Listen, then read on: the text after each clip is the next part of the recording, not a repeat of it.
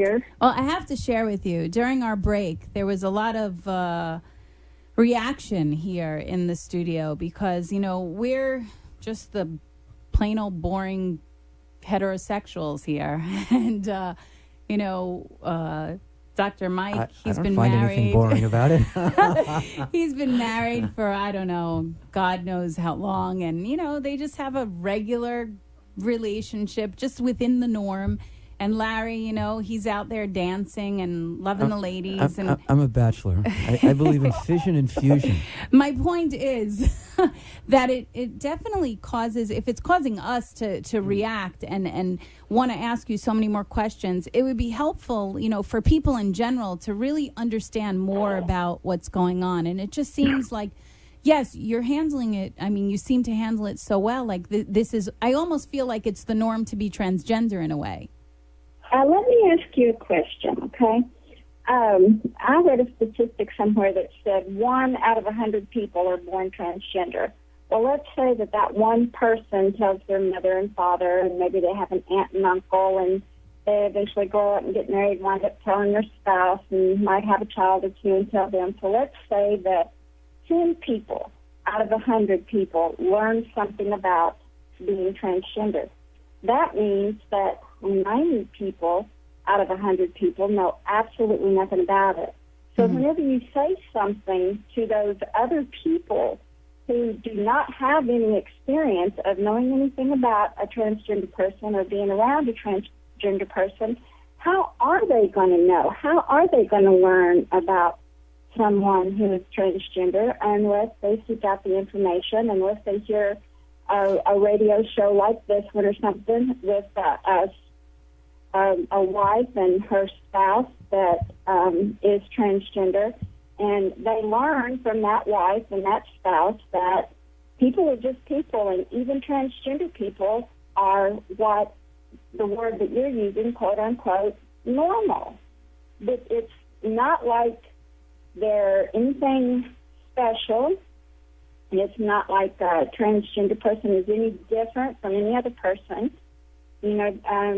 Transgender persons are just assigned one gender at birth, yet identify as something other than the gender that they were assigned at birth.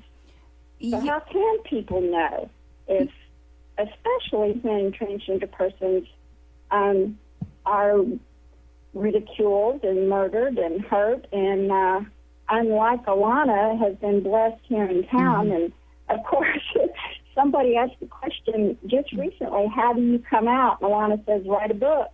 Everybody knows then.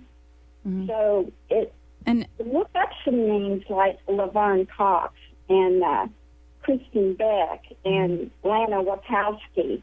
And that's just a few names. I hear what you're saying. I hear absolutely what you're saying. And to learn, about transgender, there are people that have no idea what that is. So, again, you're saying, we're just living our lives and so on and so forth. It's still not, in our society, it's still not looked upon as the norm. Correct. I just want to know where that statistic came from about 1 in 100 people. Yeah, nonsense. Normal is normal. Okay, first, this is Dr. Mike. First of all, normal isn't normal. Normal is really defined as what most people are. Most people aren't transgendered. So if you're going to do that, that's not a normal situation. Shockingly enough, I'm afraid I have to tell you to go ahead. But that doesn't make the person abnormal. In terms of what?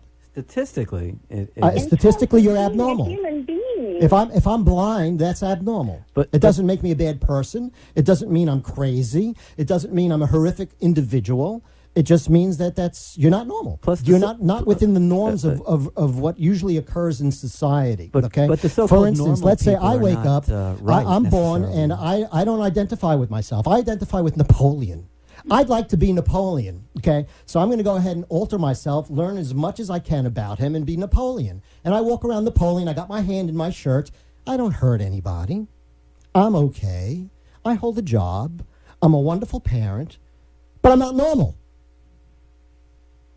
But normalcy is a disease, by my estimation. The people who try to be normal by being just like the people around them, I pity them, like in China. Where well, I'm not saying don't be an individual, but I'm saying there are certain things that fall within the norms of what goes on, and there are things that don't. And you can do whatever you want, but you're not going to ever convince people that this is a normal way to go. This is an abhorrent it's an abhorrent way to go that you can live with and be fine with. But I think in so-called normal society today, the sex addiction, the sex obsession is about 10 times more than it should be, and that might also result in all the different variations.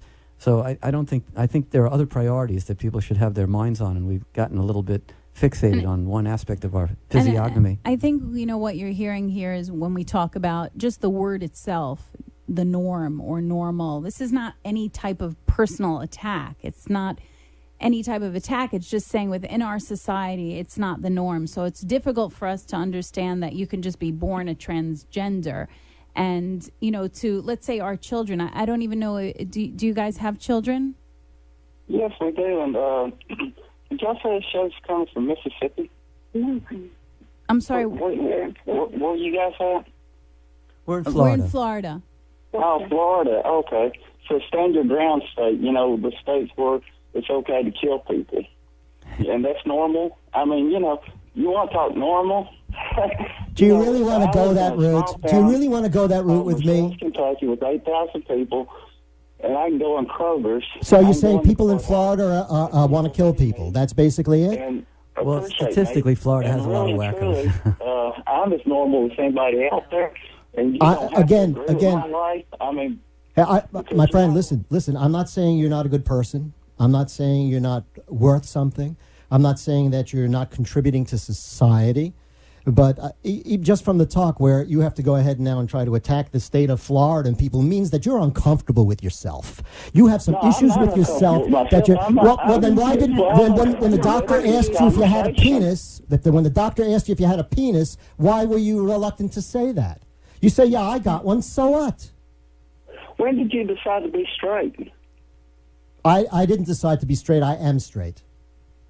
No, you decided to be straight. You said, my life's a choice. There's no point in my life where I can remember saying, I think I'll be straight. I was just attracted to women. Now, it seems to me you've said, gee, I think I'll be homosexual for a while and get some AIDS. I'm sorry, HIV. Then it says, gee, I think I'll be a woman now and I'll go ahead and take some hormones. And then you're telling me that that's a normal way to be. I'll tell you what, I don't even think you're on the same level. I don't even appreciate half the things that you're saying. And I really don't. Tell me then, what is it that I said that you don't appreciate? About the HIV, man. It's just stupid. Honey, don't. I'm sorry, what's stupid? Is anyone there? Or did we lose them? Yeah, we're here. Okay. Alana, are you all right? No, Alana walked away.